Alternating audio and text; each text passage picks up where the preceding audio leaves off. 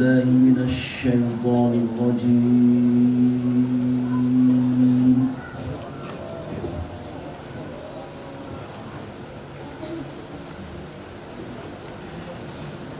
بسم الله الرحمن الرحيم.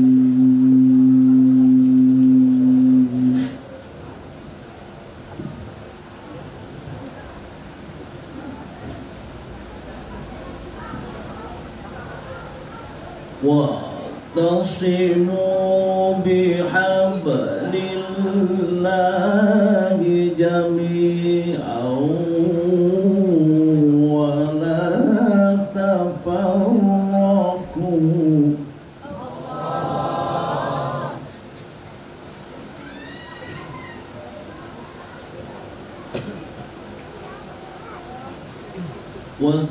واذكروا نعمة الله عليكم إذ كنتم أعداء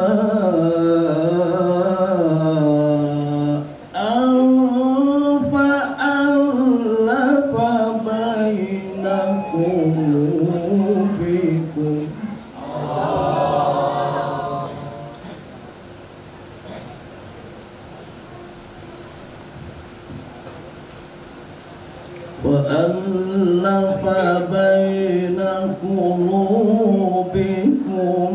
فأصبحتم بنعمته إخوانا.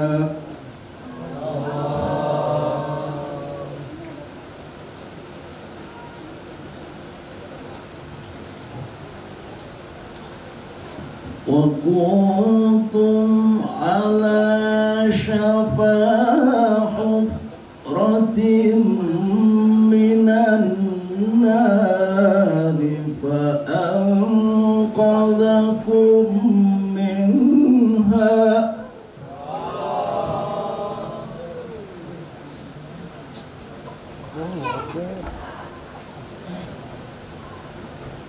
كذلك يبين الله لكم آياته لعلكم تهتدون.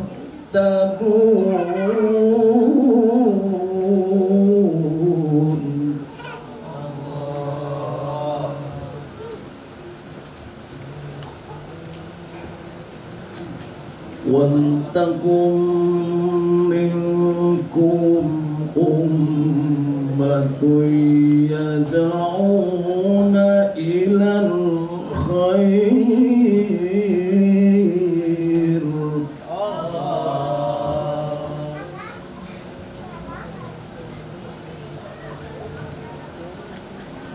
إلى الخير ويأمرون بالمعروف وينهون عن المنكر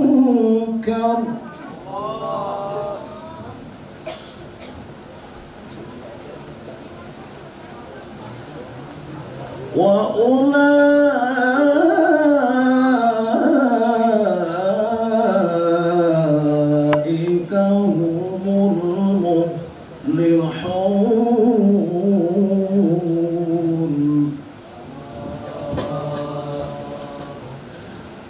وأولئك هم المفلحون. صدق الله العظيم. اللهم صل وسلم وزد وبارك على رسول الله وآله الأطهار على رسول الله وصحبه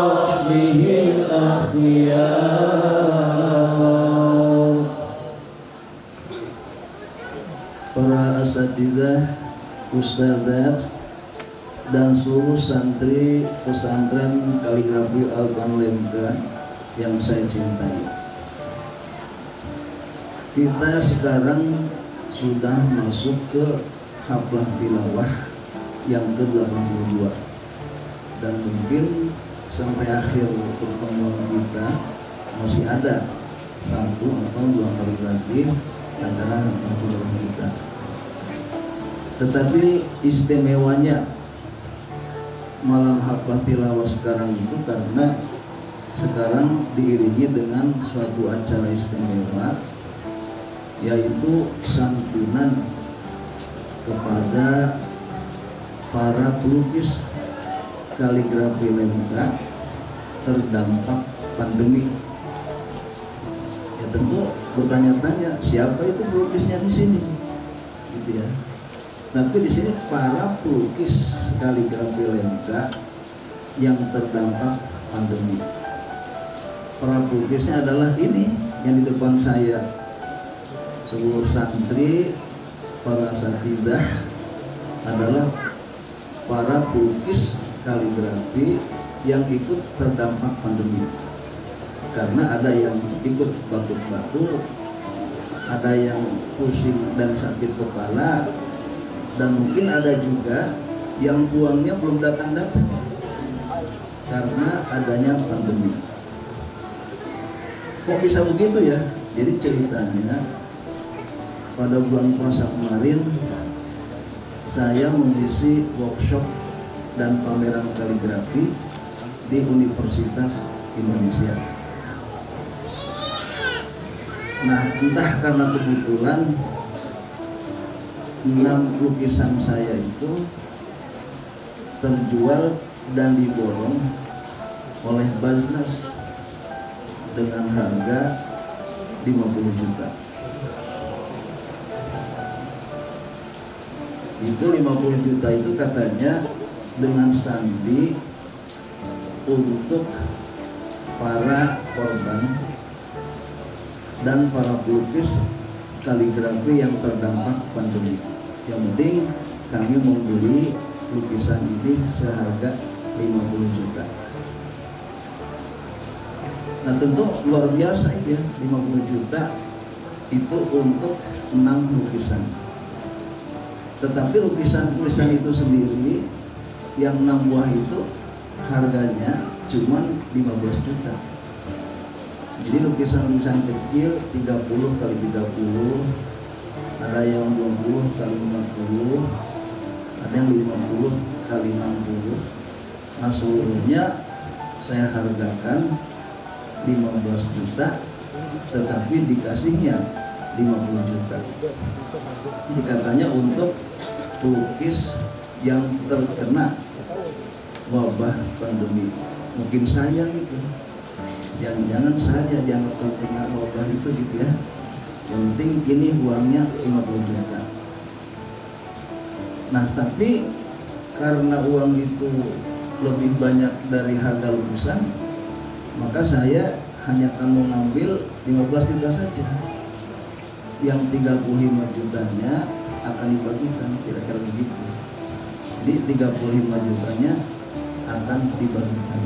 Saya ngambil modalnya saja. Walaupun boleh saja itu misalnya saya ngambil 30, 20 ini yang dibagikan. Tapi saya ngambil hanya 15-nya, sisanya akan dibagikan kepada para pelukis juga. Jadi juga dianggap para pelukis juga. Nah, saya minta pada Ustadz Hilmi tolong catat siapa di antara para pelukis kita yang terdampak pandemi. Maka tercatatlah 13 orang. Itu berarti yang 35 juta itu akan saya kasihkan kepada 13 orang.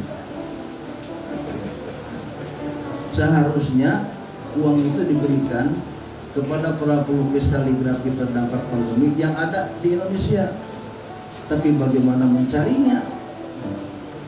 Tidak mungkin saya berkeliling ke tanah air untuk mencari-cari siapa yang terdampak. Sebab para pelukis itu umumnya banyak uangnya. Jadi mereka itu kan sudah dapat kaligrafi, laku dan punya uang. Terdampak apanya gitu. Nah sedangkan yang di sini saya bilang ini adalah para pelukis kaligrafi yang punya kelebihan. Apa kelebihannya? Para pelukis kaligrafi yang sedang tolabul ilmi, maka saya akan saya berikan kepada atas nama wakil para pelukis kaligrafi yang diwakili oleh pelukis-pelukis lengkap. Lalu 13 itu kalau saya bagi 35 dibagi 13 2 juta, 2 juta, 2 juta. Terus yang lainnya jangan-jangan akan tahu gitu ya. Maka akhirnya saya mikir lagi. Saya minta Ustaz Dohan tolong dicek kembali siapa yang bisa mendapatkannya gitu. Baik dari santri maupun ustaz, semua akan dibagi gitu. Maka keluarlah 36 nama. Kalau 36 nama itu berarti 35 juta yang satu orang nggak dapat. Kasihan juga kalau begitu ya. Kasihannya kalau begitu. Nah akhirnya saya minta Ustaz Gunawan tolong dicek kembali berapa jumlah santri dan ustadz yang sudah ada di sini. Setelah dicatat itu santri 120-an, ustadznya 50-an, 175. Apa diberikan pada 175? Sebab kalau tadi itu nanti khawatirnya itu keluar rekaman bisik-bisik tetangga itu seperti apa Sukaisi. Dalam keadaan pusing begitu, tiba-tiba saya ingat pada Umar bin Khattab. Jadi Umar itu mendapat hadiah kain yang banyak sekali dari Romawi. Kata Umar, bagaimana cara membagikannya ini dan siapa yang harus saya bagi? Maka diputuskan saya bagikan kepada seluruh penduduk Madinah tanpa kecuali, sehingga setiap person orang Madinah itu kebagian 1 meter. 1 meter itu sehingga seluruhnya tidak ada yang cukup untuk baju itu. Tapi yang penting kebagian semuanya 1 meter dan tidak satupun yang cukup untuk beli baju, untuk jadikan baju. Nah tapi ketika Umar sedang pidato itu, ada orang yang datang dengan pedangnya, dikeluarkan pedang itu, mengancam, ya Amir Mu'minin, engkau telah berlaku tidak adil. Ini pedangku sebagai saksinya dan siap menebas kepalamu. Apa masalahnya? Engkau membagikan baju itu 1 meter ke seluruh penduduk Madinah. Aku tahu. Nah sehingga tidak satu pun yang cukup untuk bikin baju. Tapi engkau sendiri, kenapa engkau pakai baju itu cukup dari atas sampai ke bawah itu? Bagaimana bisa itu? Berarti engkau tidak adil. Oh kalau soal itu tanya sama Abdullah. Maka orang itu pun nanya pada Abdullah bin Umar. Kata Abdullah, oh begini, ayahku juga dapat 1 meter, aku 1 meter juga. Kasihan kalau ayah nggak bisa bikin baju, maka yang punya aku kasihkan pada ayahku. Oh gitu. So dimasukkan lagi pedangnya itu. Kalau gitu nggak jadi bunuh gitu. Nah ingat ke situ, oh saya coba nyuruh Ustaz Gunawan, coba dihitung.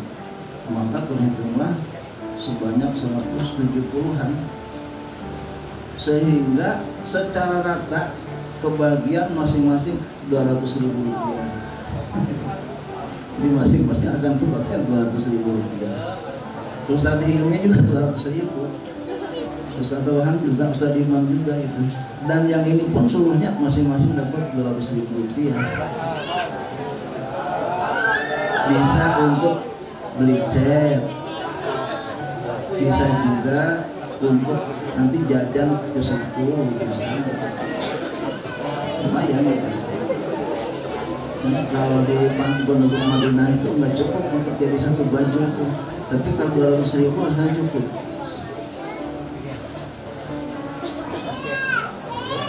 Nah, kenapa saya tidak ngambil 30 juta atau 40 juta, walaupun terserah saya. Saya ingat dulu Profesor Ade Quiros, seorang pelukis, kira-kira 10 tahun yang lalu lebih itu, tepatnya tahun 1982, itu berarti 40 tahun yang lalu. Nah, beliau berpameran. Ketua panitia pameran itu Mbak Ati Taufik Ismail. Taufik Ismail ahli puisi, istri itu Mbak Ati ahli manajemen pameran. Kami berteman. Nah, waktu itu harga lukisan Ade Quiros itu 12,5 juta pada waktu itu. Waktu itu semen harganya satu sak itu 2.500. Kira-kira berapa itu? Jadi harga lukisan waktu itu 12,5 juta. Tiba-tiba Mbak Ati menjualnya 25 juta dan sudah laku. Kemudian Mbak Ati mengantarkan uang kepada Quiros. Pak, ini malahan punya bapak tuh laku 25 juta. Mati. Lukisan saya itu 12,5 juta. Jadi bukan 25 juta. Tolong kembalikan lagi yang 25 jutanya itu. Yang 12,5-nya. Lukisan itu 12,5, bukan 25 juta. Akhirnya dikembalikan setengahnya itu. Sehingga lukisan itu jadi 12,5 juta. Nah, ingat ke situ, oh iya dah, harganya itu cuma 15 juta, sisanya dibagikan, kira-kira begitu. Nah, jadi yang penting itu adalah contoh bahwa kalau kita melukis kaligrafis itu akan dilirik dan mungkin bisa tertular gitu. Maka saya mengajak kepada seluruh santri untuk aktif melukis. Dan sekarang ini setelah pandemi lewat, itu kelihatan pasar mulai bergerak. Beberapa karya di sana sini laku dan mungkin punya saya juga gitu ya. Nah, itu harganya itu 2 juta, ada 2,5. Kalau yang 50 juta itu European Beauty, itu baru 50 juta di sana. Itu kalau nanti dibeli 50, nah itu betul harganya 50 juta. Yang di galeri itu 50. Nah, jadi saya ngajak supaya lebih mencintai Al-Quran, banyak baca Al-Quran seperti Umar. Jadi Umar itu ketika dibacakan surat Toha oleh adiknya Fatimah pada waktu dia masih kafir, masih murtad, itu menggetar hatinya, itu tergetar, luluh dan masuk Islam. Demikianlah Umar itu membaca Al-Quran, sehingga setiap ucapannya itu, bahkan surat-surat yang dikirimkan kemana-mana selalu isinya Al-Quran. Itu saking mantapnya bacaan Al-Quran oleh Umar, dan oleh Rasul dipercaya. Kata Rasulullah itu, Umar itu maka dinamakan Al-Faruq, membedakan yang hak dan batil dengan pedangnya itu. Dan kata Rasulullah, karena isinya Al-Quran, maka ketika Umar berjalan, itu setan jin itu mingser semua ke pinggir itu, sampai minggir, jin itu minggir. Suatu saat Khalifah Umar mendengar bahwa Abu Jundul itu mengembangkan arak atau khamr. Ketika arak itu dilarang, tapi dia mengembangkan pabriknya itu, maka dia kirim surat kepada Abu Jundul itu, bukan dengan kata-kata sendiri, tetapi Hamim, tanzilul Qur'ana minallahil azizil alim, ghafiriz dzambi qabilit taubi syadidil iqabil taul, la ilaha illa huwa ilaihil masir. Itu ancaman itu. Ghafiriz dzambi, dia akan memaafkan, qabilit taub, mau menerima tobat, syadidil iqab, keras siksanya, ditaul, dia ngasih tangguh, ngasih waktu. Nah, menggetarlah si Abu Jundul itu, maka dia perintahkan seluruh cawan-cawan dan wadah-wadah khamr, pecahkan seluruhnya, pabrik itu dihancurkan, seperti The Azov Story itu. Jadi dihancurkan seluruhnya dan dia sadar. Itu adalah Al-Quran. Nah, jadi kiranya seluruh santri terus banyak baca Al-Quran, memahami isinya, mengamalkan, dan jadikan Al-Quran itu sebagai way of life, napas kita. Mudah-mudahan bisa seperti itu. Demikian. Selanjutnya mungkin ada suatu acara yang disebut-sebut tadi, dipersilakan. Assalamualaikum warahmatullahi wabarakatuh.